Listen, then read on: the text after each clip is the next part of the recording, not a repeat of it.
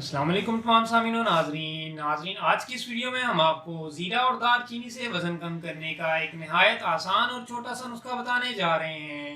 नाजरीन, इस नुस्खे को बनाने के लिए आपको जो अज्जा दरकार होंगे वो ये हैं: ज़ीरा 1 चाय का चम्मच, पानी 1 कप और जो दालचीनी का पाउडर है पिसा हुआ 1 चाय का चम्मच। रात के वक्त ज़ीरा पानी में 1 कप में भिगो दें, सुबह उठकर इसे छान लें और इसमें दालचीनी डाल दें। फिर इसे 5 मिनट तक या हस्बे मामूल इसे पकाएं। पकाने के बाद तमाम मशरूब को छान लें और उसके बाद इसको पी लें।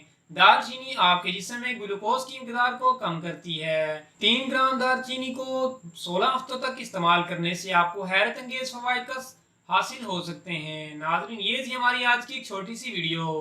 अगर आपको हमारी ये वीडियो पसंद आई है तो इसे लाइक करें और ज़्यादा से ज़्यादा शेयर करें और हमें फॉलो करें। मिलते हैं नेक्स्ट वीडियो में, तब तक के लिए अल्लाह हाफिज़।